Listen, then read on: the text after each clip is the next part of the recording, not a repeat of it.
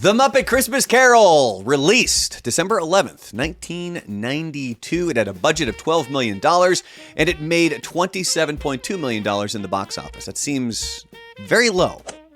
So in a future video, we're going to compare the different Muppet movies together, so then we can kind of see which if you had one Muppet movie, I guess, to watch for the rest of your life, you only get one Muppet movie, which one are you picking? I'm picking Muppets Take Manhattan. That is a solid pick. I would go with The Great Muppet Caper. Love that one almost as equally. And the reason I would lean towards that is because we had that one on VHS tape.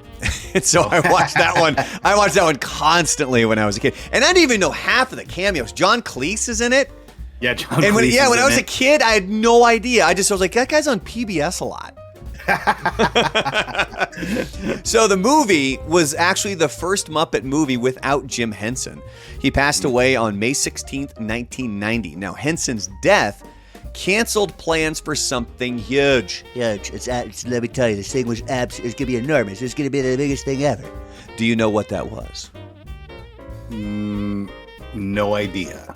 I think I've mentioned it to you before, but I'm assuming. I think you have, but I'm gonna let you take get the reins, the limelight here. Yes. Disneyland. They were going to have a complete takeover by the Muppets because that year, 1990, they had spent the entire year celebrating Disneyland's 35th anniversary. So they were trying to think, well, what the hell can we do next year? Because this is a big celebration. How do we keep this like energy level up? So they were in talks with Jim Henson and the Muppets to, I made it sound like Kermit was in the meetings, and the Muppets to take over Disneyland completely. They were going to rename it to Muppet Land. There was going to be no references in the park to Mickey or Minnie or Donald or Goofy or Pluto or any of those characters. Now, I think obviously the hidden Mickeys would still be there, but it was going to be Muppet Land. And then unfortunately, when Jim Henson passed away, that kind of put the kibosh on those plans. So a big comedian was considered for the role of Ebenezer Scrooge in the Muppet Christmas Carol. Do you know who that was? I'm gonna go out on a limb here and just say if you get Billy this. Crystal. Oh God. Okay, no, that's not it. I was gonna say if you get this, I'm gonna send you $100. I will send you $100. It was Sam Kinison, wasn't it? No, but you're kind of getting on the right track. He was known for being kind of a cranky old dude. Rodney Dangerfield. He was in Bill and Ted. George Carlin. Yeah. That would have been really good. Oh, George Carlin. Yeah. Have you seen the documentary on him on HBO? It's a 2-part documentary. No. Watch it. It is amazing because it goes like he had all of these different stages of his career, and it goes through his thought process, why he did certain things. And I mean, he did like almost a complete 180 where he was the straight edge guy, and then he became kind of the outsider, you know, who not anti-society, but like he flipped a 180 in his career. And then there was multiple times where all of a sudden it was like, oh, well, George Carlin's done. George Carlin, you know, he's a thing of the past, and then he would reinvent himself, and he just kept coming back, man. The guy was brilliant. So it ultimately went to Michael Caine. He ends up playing Ebenezer Scrooge. And did you know that that's not his real name? You're talking about Michael Caine? Michael Caine. Oh.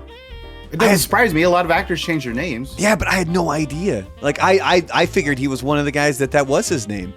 And it's going to blow your mind what his real name is. Don't say was. Loftus Birmingham. No. Maurice Micklewhite. Maurice Micklewhite. And so there's an homage to Michael Caine's real name in the movie The Muppet Christmas Carol. There's a shop that's called Micklewhite's. And that's a little nod to what his real name is.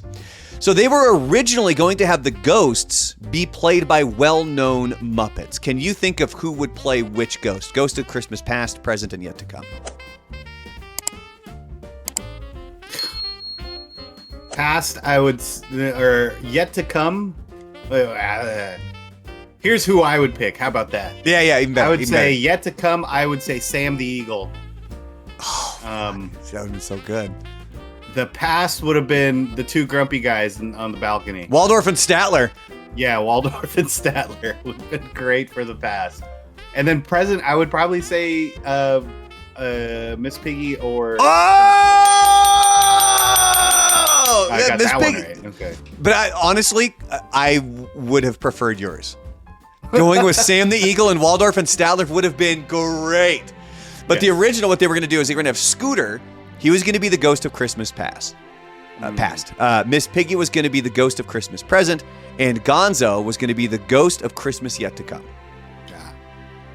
I always kept see it listed as ghost of yet to come, but I always thought it was ghost of Christmas future, but whatever. Yeah, future, I guess. They ended up changing this because they wanted the new characters. They felt that it would better underline the ominous nature of the story. So they eventually recast, Gonzo and Miss Piggy. Gonzo ends up playing Charles Dickens. He's the one that's telling the story with, is it Rizzo the Rat? Yeah, Rizzo the Rat. Yeah. And then Scooter got cut completely from the actual movie. All right, so final fact here about the Muppet Christmas Carol. The Ghost of Christmas Past. That was like that weird floating thing that almost had this oddly humanistic looking face. This thing was terrifying looking. Like, I remember when the movie came out, I was like, God, that thing, what the fuck? So the Ghost of Christmas Past, it was filmed in a tank filled with baby oil. So its movements would be fluid because you notice, its hair is moving around and then everything else is kind of bouncing around like that because it was in a tank of baby oil. Eventually, that got too expensive, so they swapped out the baby oil for water. And the problem with that was the glues and the paints that are used for the actual Muppet, they didn't do so well in the water. They had some problems, but they were able to get the shots that they needed, and ultimately, that's how you got the Ghost of Christmas. Why did I throw a T in there? Ghost of Christmas Past. Interesting. I don't know, right? So there you go. There's your Muppet Christmas Carol, everybody. Coming up here in some future videos, we are going to get to things that happened here in 2022.